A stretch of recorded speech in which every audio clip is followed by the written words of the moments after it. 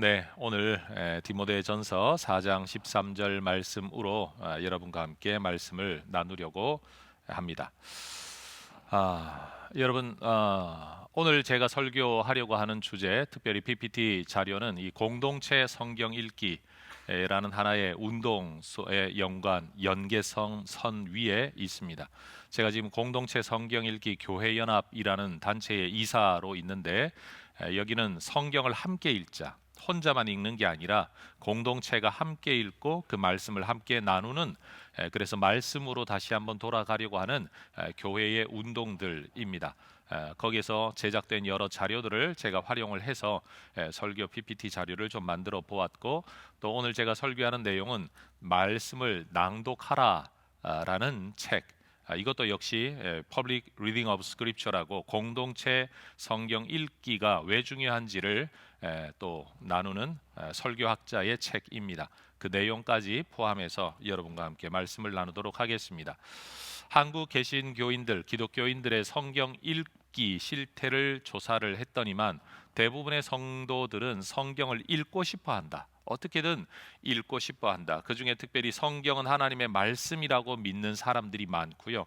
삶의 답을 성경에서 찾아본 적이 있다, 또는 받은 적이 있다, 말씀을 통해 내 삶의 문제가 해결된 적이 있다라고 간증하는 사람들이 참 많습니다. 그런데 현실은 뭐냐 하면 사람들이 정작 성경을 잘 읽지는 않는다라는 겁니다. 읽어야 된다라는 부담은 있지만 읽지는 못하는 현실이 우리 모든 대부분의 기독교인들의 모습이라는 겁니다. 근데 성경은 분명 하나님의 말씀이 그 자체로 능력이 있다라고 우리에게 말씀을 합니다. 제가 중요한 성경 구절 몇 개만 좀 인용해 보겠습니다. 하나님의 말씀은 우리를 고치시고 우리를 건지십니다.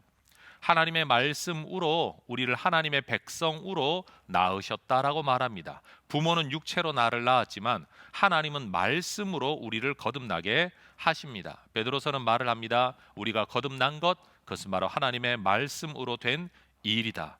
그런데 하나님의 말씀이 그렇게 거듭나기만 하는 게 아니라 우리를 영적으로 깨끗하게 하고 거룩하게 하시는, 하나님의 백성을 하나님의 백성 되게 하시는 능력과 은혜의 통로가 뭐냐? 하나님의 말씀이다라는 겁니다. 그래서 시편의 저자들, 또 잠언의 저자들은 말을 하기를 하나님의 말씀을 두고 등불이다, 빛이다, 이게 길이다 라고 이야기합니다. 길을 모르겠다라고 생각하면 우리는 말씀으로 돌아가야 합니다. 뭔가 깜깜하다, 보이지 않는다라고 생각한다면 우리는 말씀으로 돌아가야 된다라는 겁니다. 더군다나 우리가 보이지 아니하는 이 영적 세계 속에서 말씀은 구원의 투구, 다시 말하면 내 생명을 보존해주는 안전의 투구일 뿐만 아니라 그것으로 싸워 이기게 하는 그런 검이 된다라고 성경이 이야기합니다. 여러분, 분명 이 세계는 하나님의 영의 세계와 악령의 세계가 공존하고 있습니다.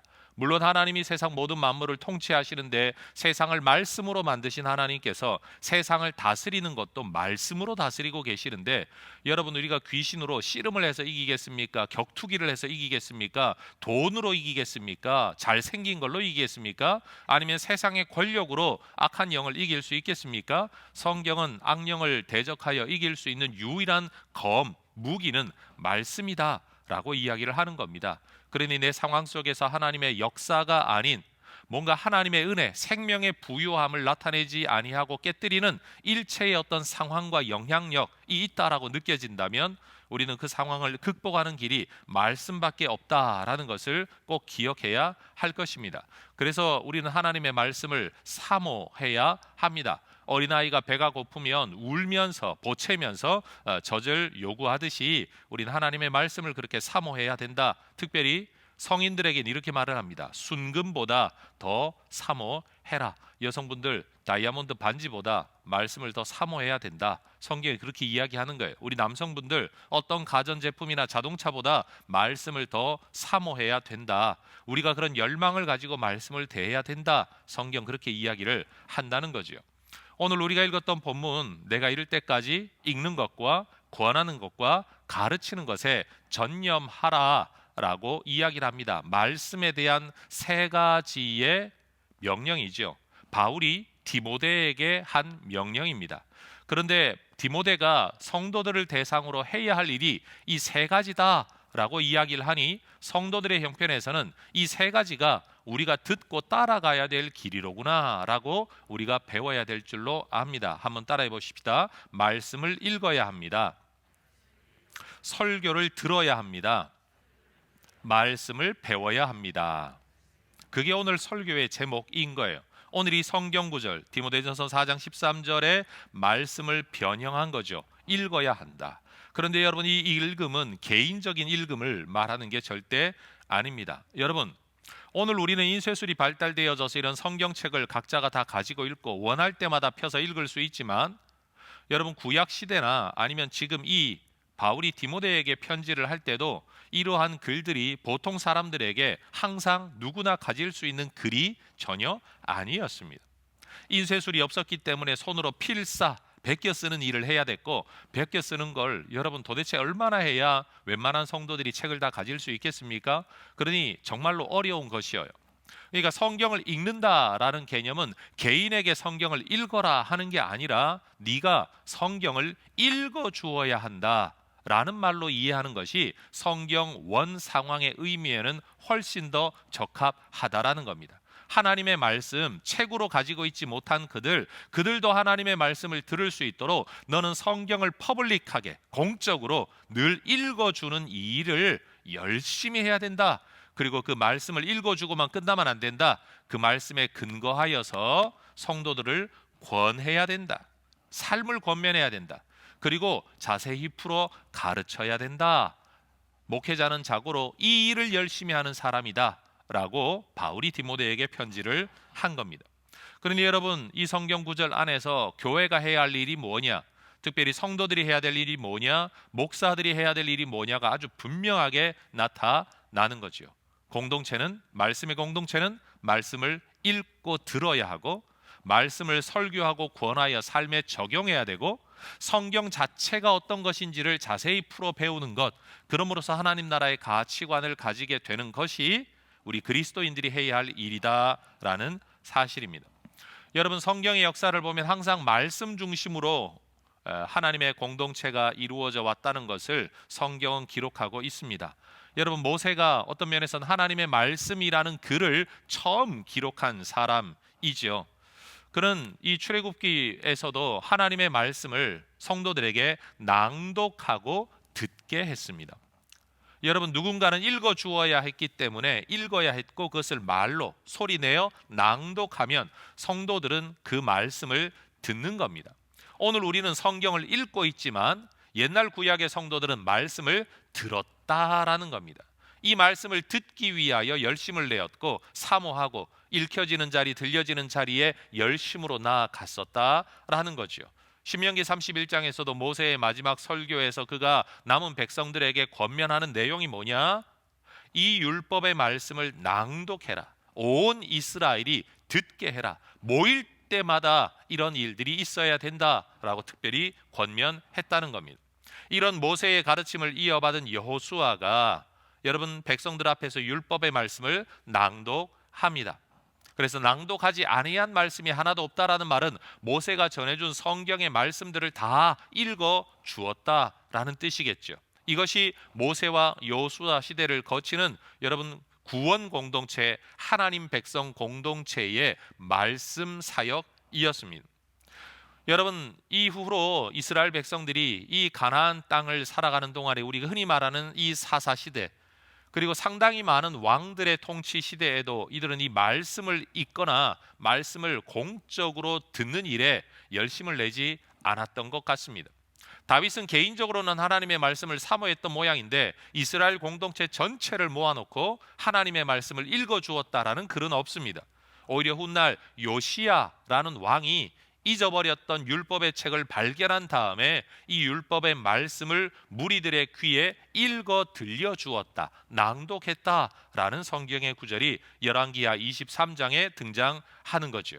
훗날 그들이 또 다시 바벨론의 포로가 잡혀갔다가 돌아오고 난 뒤에 느헤미야서에도 보면 에스라가 하나님의 율법의 말씀을 낭독해 주었다라고 기록되어 있습니다. 여러분, 부흥은 하나님의 말씀으로 돌아오는 거죠. 하나님의 말씀으로 돌아올 때 거기에 뭐 대단한 설교자들이 있었던 게 아닙니다. 그냥 책 자체를 읽어주고 듣고 그것을 묵상하고 때로는 그 말씀을 듣기만 해도 눈물을 흘리기도 하고 그 말씀 때문에 자기의 삶을 고치고 회개하기도 했던 것들이 진정한 성경의 역사라는 겁니다. 예수님도 이 전통을 이어 받으셨습니다.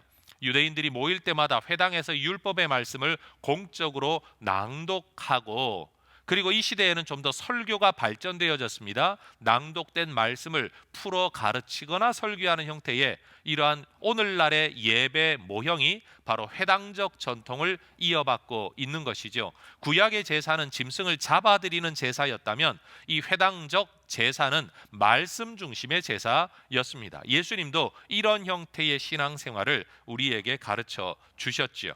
훗날 바울과 초대교회에서도 여전히 이 전통을 이어갔습니다. 율법과 선지자의 글을 읽고 회당장이 누가 혹 가르칠 말이 있냐, 나눌 말이 있냐라고 하면서 여러분 하나님의 말씀을 그들은 공적으로 읽었고, 사도행전 15장에도 보면 유대인들은 모일 때마다 안식일마다 회당에서 그 글을 읽었다. 여러분 개인이 따로 책 읽었다는 뜻이 아닙니다.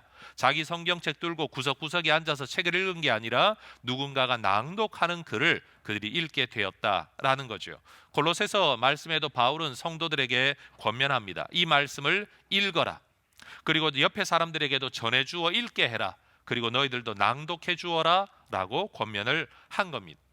여러분 이러한 전통을 이어받은 종교 개혁자들은 소위 말해 예전적, 마치 옛날 유대교인들이 제사라는 형식을 가지고 하나님을 예배하고 다른 사람들은 다 들러리처럼 있었던 그 시대처럼 여러분 어떤 예전 향을 피우고 물을 뿌리고 초를 피우는 각양의 여러 가지 종교적 심상을 발전시키는 예전적 제사가 많았던, 미사가 많았던 이 중세 시대를 지나 종교 개혁자들은 성경의 전통 그대로 말씀 중심의 예배를 회복했습니다.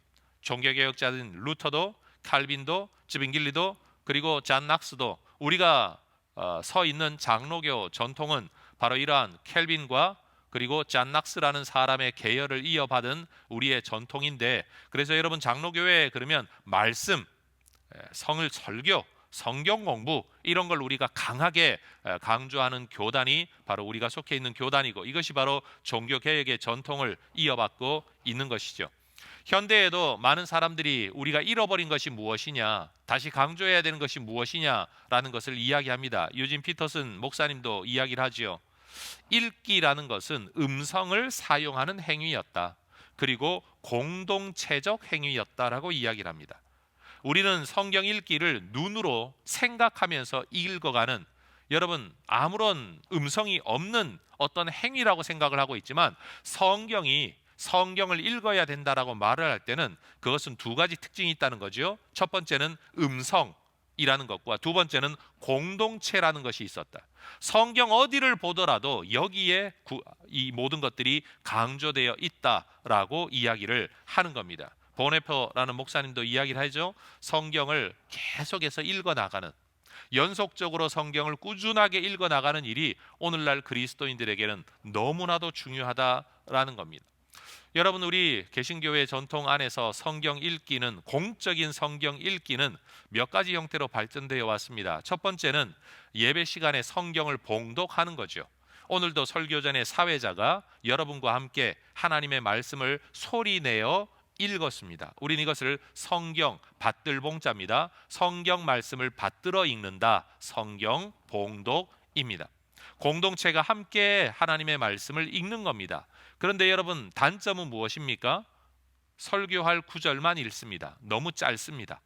사실 설교자로서도 요즘 교회 전통 안에서 여러분 한 장을 설교하는데도 한 장을 다 읽지는 않죠. 핵심되는 구절 몇 개만 읽고 끝냅니다. 당연히 우리는 그런 줄 알고 있습니다.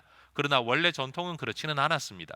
오히려 하나님의 말씀을 길게 읽고 낭독하고 듣고 그리고 그 말씀에 대해 풀어 설명한 것이 오히려 교회의 전통인데, 요즘 모든 것들이 간략하게 진행되어 있어서 지금 이렇게 되었을 뿐이다라는 것을, 이게 원리는 아니다, 원칙은 아니다라는 것을 우리 성도님들이 이해할 수 있으면 좋겠습니다. 이것이 확장되어져서 개인적인 성경 읽기나 큐티로 가는 경우가 많습니다. 큐티 말씀은 여러분 quiet time이라고 해서 혼자 가지는 조용한 경건의 시간을 우리는 큐티라고 부릅니다. 하나님의 말씀을 묵상하는데 여러분 너무 많이 읽으면 뭘 생각해야 되는지를 모르기 때문에 우리는 주로 한 패러그래프, 한 단락 정도를 읽고 오늘 내게 주시는 말씀이 뭔지, 이 말씀의 뜻이 무엇인지를 깨닫고 큐티 일기를 쓰는 분들이 많이 있습니다. 굉장히 경건한 아주 좋은 신앙의 전통 가운데 하나라고 말할 수 있습니다. 그런데 큐티도 읽어야 할 본문이 상대적으로 적습니다. 또 하나 우리가 가지고 있는 일들이 성경 통독입니다. 오늘날 우리 해성교회 성도님들도 이 성경 읽기를 열심을 내고 있는 건 너무너무 좋은 일입니다. 성경 통독, 대부분의 성경 통독은 우리가 혼자서 꾸준하게 일정한 분량을 읽어 나갑니다. 그런데 문제가 무엇이냐 하면 여러분 저도 성경을 통독을 하는데 기본적으로 속독을 합니다. 뭔가 음성을 지원하는 프로그램을 틀어놓고 앱을 틀어놓고 듣더라도 여러분 천천히 읽기보다는 좀 더 많은 분량을 읽고 싶어서 빨리빨리 속독하며 귀로 듣고 눈으로 읽으며 성경을 읽어 나갑니다. 그런데 여전히 이것은 지극히 개인적인 행위입니다. 그럼 우리에게 질문이 하나 생기죠. 적당한 분량을 지속적으로 읽으면서도 혼자만 읽는 것이 아니라 공동체적으로 함께 읽을 수 있는 방법이 무엇일까? 그것이 바로 저는 공동체 성경 읽기 운동이라고 여러분에게 소개를 드리고 싶습니다. 공동체 성경 읽기, 저는 우리 해성교회가 앞으로 특별히 새벽 기도를 시작으로 이 일을 진행해 나갈 겁니다.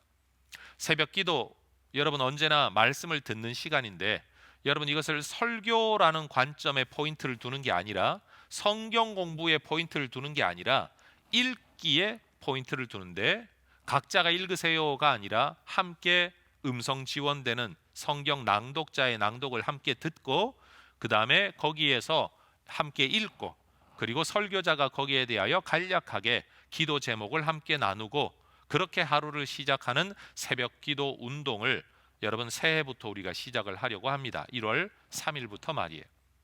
그리고 새벽 기도를 나오지 못하는 분들도 그 할당된 분량 앱으로 지원되고 파일로 지원되는 이 분량을 어디서든지 어느 시간이든지 함께 읽기를 저는 기대합니다. 그리고 읽고 난 뒤에 혼자 읽은 걸로 끝내버리면 안 되겠죠. 이것을 함께 읽는 말씀으로 우리가 승화해 나가기 위해서 여러분의 목장 또는 여러 가지 모임의 자리에서 또는 가족끼리 그 말씀을 읽었노라고, 이 구절이 특별히 내게는 의미가 있었노라고, 더 많이 나눌 수만 있다면 이 말씀이 오늘 내 삶에 이런 의미를 가지고 있었노라고 간증하며 나누는 일들이 활성화되어질 수 있기를 기대합니다. 그래서 나 혼자 성경 읽는 게 아니라 우리가 함께 읽고 내가 내 본문 너는 네 본문을 읽는 게 아니라 같은 본문을 함께 읽어 나가면서 이 말씀이 우리 공동체에게 하나의 메시지로 매일매일 주어지는 이러한 일들이 우리 모두에게 있어지기를 저는 소망합니다. 그래서 여러분에게 소개하고 우리 교회가 사용하게 될 공적 성경 읽기의 낭독을 누군가가 계속 읽어주면 좋겠지만 아무래도 우리가 읽는 일에 다른 사람들의 귀에 잘 들리도록 여러분 이게 발음하는 일이나 끊어 읽기나 이런 것들이 포즈를 하는 것이나 이런 것들이 훈련되지 않았기 때문에 좀 더 전문적인 분들의 도움을 받는 것이 모두에게는 좋겠다. 예를 들어 한 사람이 읽어 그 파일을 교인들에게 다 나누긴 힘드니 이미 제작되어 있는 자료를 활용해서 우리가 잘 읽으면 좋겠다. 그래서 저희들이 사용하게 될 자료는 이 자료입니다. 나를 구원하소서. 능하신 이가 큰 일을 내게 행하셨으니 내가 너희를 고아와 같이 버려두지 아니하고 하나님을 두려워하는 너희들아, 내가 그들에게 재앙을 내리리라. 할렐루야, 할렐루야. 여호와를 찬양하라. 만군의 여호와여, 주 여호와 나의 힘이시라. 그래서 내 말씀대로 내게 행하라. 당신이 그래도 자기의 온전함을 굳게 지키느냐? 내가 그에게 새 아들을 낳았으니 내 손으로 하는 모든 일에 복을 주시리니 침상에서 내려오지 못할지라. 우리에게로 마주오는 자가 누구냐? 그의 내 길을 준비하라.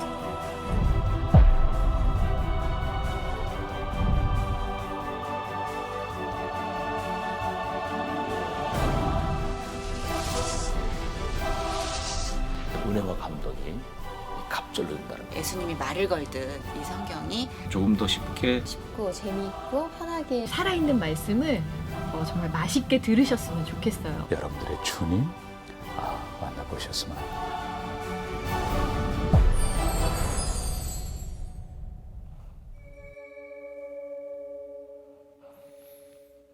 우리가 따로 제작을 하지 않아도 이미 제작되어 있는 자료가 있고, 이 자료는 미국에서 사업하시는 한 분께서 개인적인 자산을 내어 11억 원이라는 돈을 출연을 해서 한국의 여러 분들, 전문적인 성우와 배우들의 도움을 받아 제작된 어플입니다.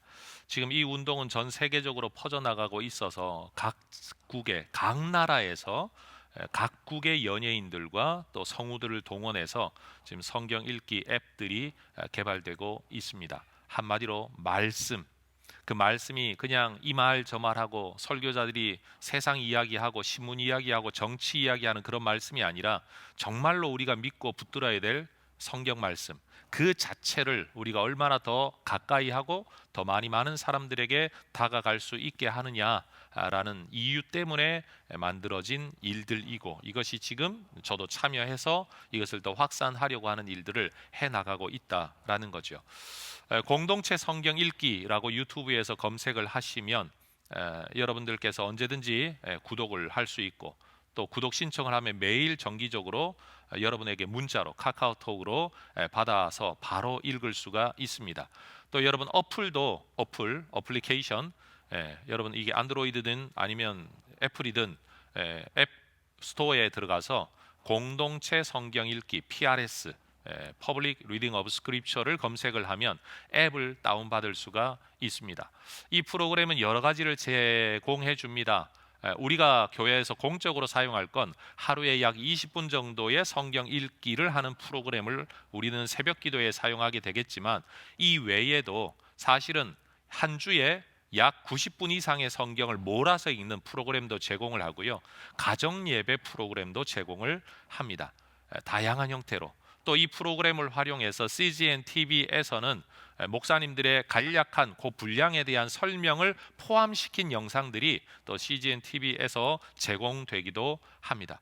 또 우리가 일전에 교회에서 수요 성경 공부의 교재로 사용했던 바이블 프로젝트라는, 가스펠 프로젝트라는 그러한 책들, 자료와 함께 또 개요를 제공하는 여러 자료들이, 그래서 하나님의 말씀을 우리가 조금 더 쉽게 다가가기 위한 운동들을 정말 많은 분들이 행해 나가고 있습니다.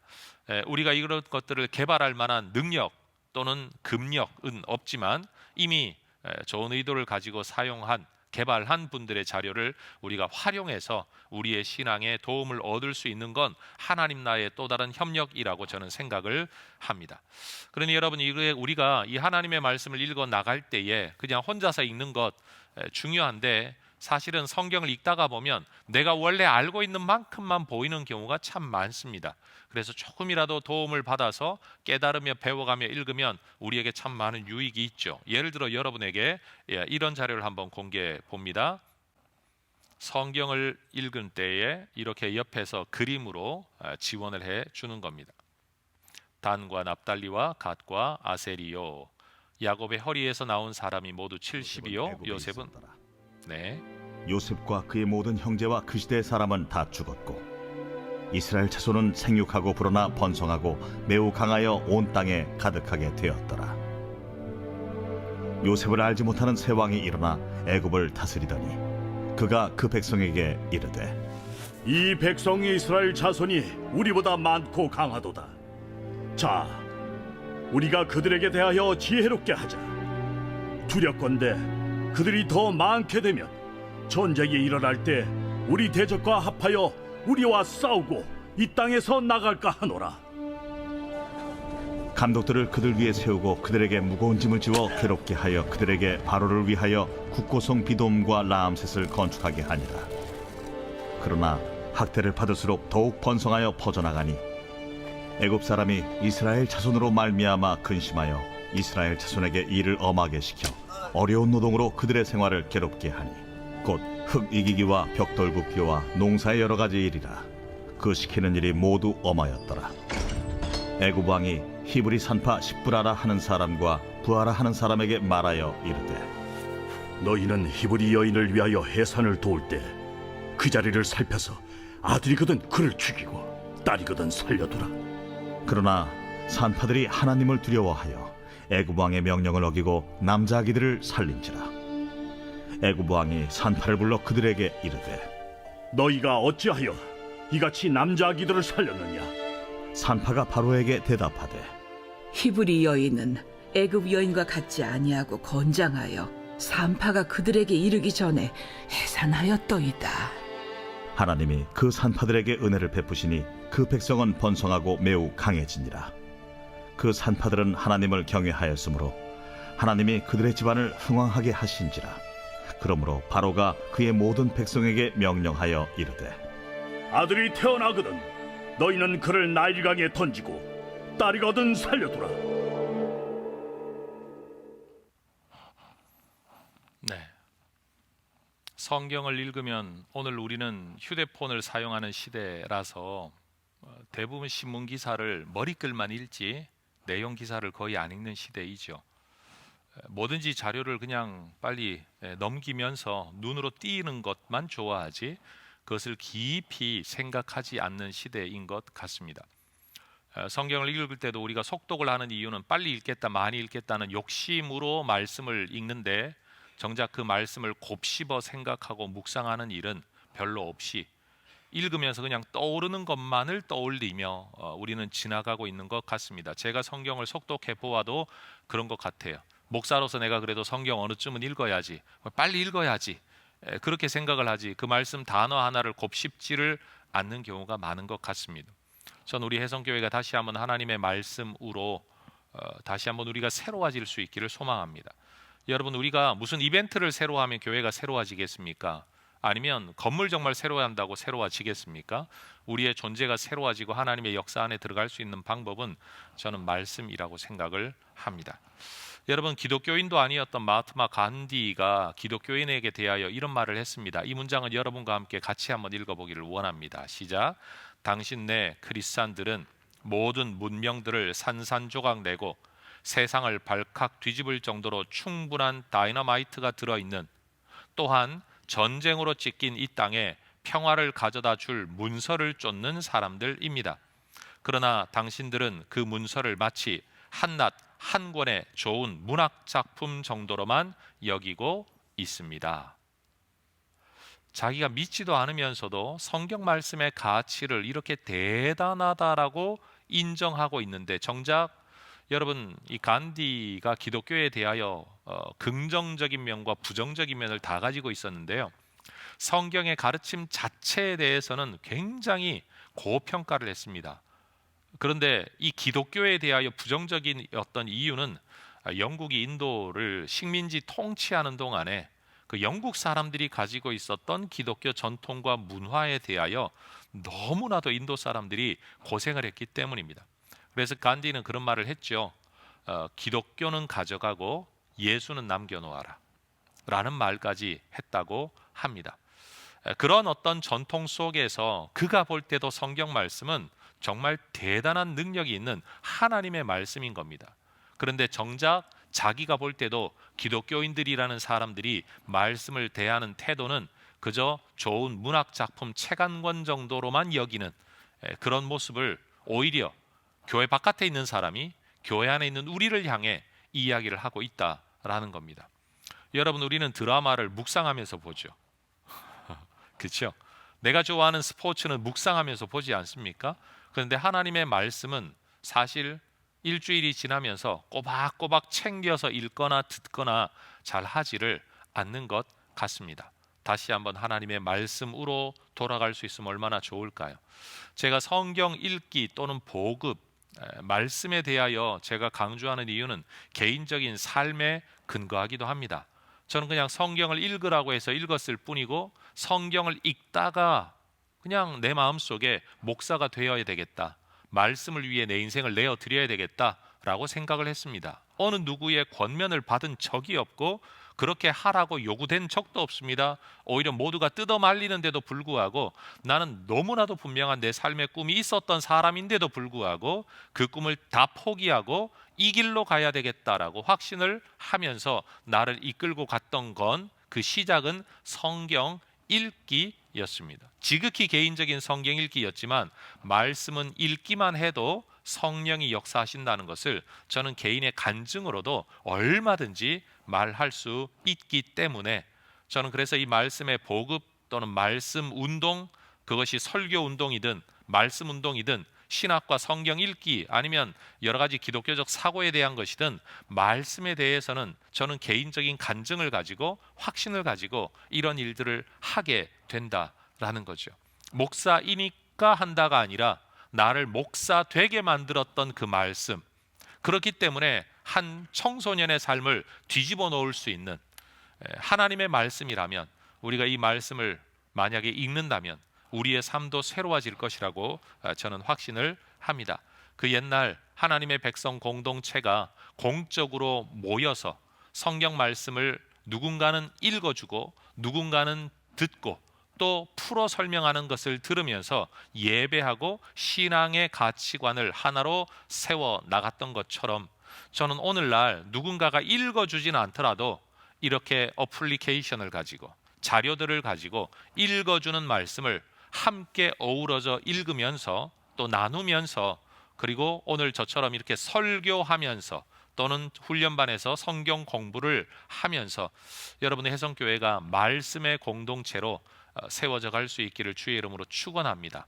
코로나가 조금이라도 잠잠해지고 자유로운 때가 온다면 우리는 함께 둘러앉아, 꼭 교회에 나올 필요가 없죠. 소파에 둘러앉아, 거실에 둘러앉아, 식탁에 둘러앉아 어플리케이션을 켜놓고 함께 말씀을 들으면서 읽고 난 뒤에는 오늘 이 말씀이 내게 이런 의미가 있었노라고 서로 이야기하면서 여러분 그렇게 말씀의 교제를 나누는 그런 진정한 목장의 모임들이 우리에게 활성화되면 얼마나 좋을까. 주일 목장 모임이 여러분 설교를 듣고 나누는 것이 혜성교회 전통이었다면 그렇게 끝나지 아니하고 주중에는 하나님의 말씀을 함께 읽고 그 말씀으로 또 하루의 나눔을 하는, 그 일주일을 살고 주일의 설교에 또다시 말씀을 나누는, 그리고 훈련반에 들어오면 말씀을 배우고 거기에서 또 말씀을 나누는 그런 일들이 우리 교회에 흥왕해지기를 원합니다. 여러분 하나님의 말씀을 읽고 듣고 말씀을 배우고 또 설교를 들으면서 하나님의 말씀의 사람들로 살아가시기를, 언더우드 기념관에서의 혜성교회 말씀의 공동체로 든든히 세워지기를 주의 이름으로 축원합니다. 기도하겠습니다.